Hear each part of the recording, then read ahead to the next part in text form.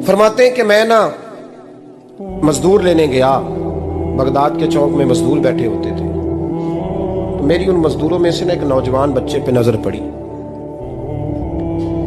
बड़ा कमजोर सा वजूद था, लेकिन चेहरे पर इबादत का निशान था। माथा बताता था कि नमाज का बड़ा ख्याल रखता है। मैं उसके करीब गया।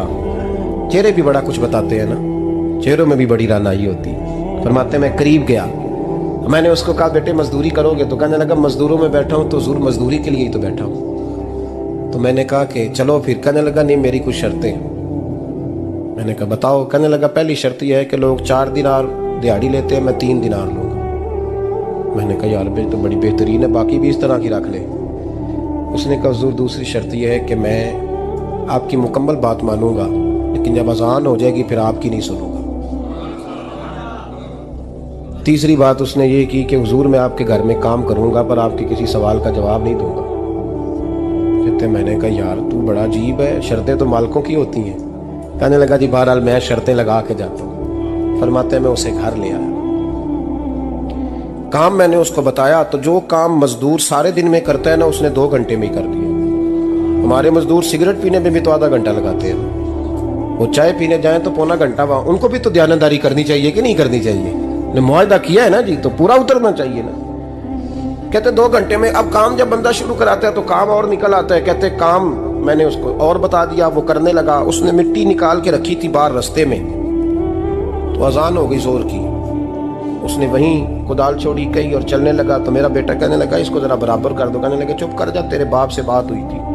जब अजान होती है तो मैं किसी और की नहीं सुनता, सिर्फ अल्लाह रसूल की सुनता हूँ।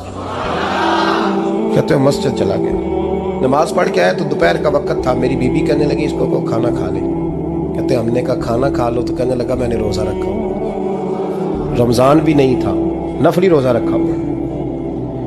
फरमाते हैं शाम हुई, मैंने 3 दिनार दिए। तो मैंने कहा तेरा नाम क्या है? कहने लगा मैंने आपसे कहा था मैं किसी सवाल का जवाब नहीं दूंगा। कहते वो चला गया। अगले दिन मैं फिर लेने गया उसे, काम कुछ और निकल आए। तो लोगों ने बताया वो सिर्फ हफ्ते वाले दिन आता है। मैंने कहा क्यों? कहने लगे जी वो कहता है मेरा हफ्ते का खर्चा 3 दिनार है। जब 3 दिनार कमा लेता हूं तो बाकी सारा टाइम अल्लाह रसूल की जिक्र में गुजार दिया करता हूं। फरमाते हैं अजीब। अगले हफ्ते मैं फिर लेने गया। मैंने पूरा हफ्ता इंतजार किया कि काम उसी से कराना है। मैं जब गया तो मैंने कहा चलो। कहने लगा मेरी शर्तें याद है ना? और मैंने कहा याद है भाई, साथ चल।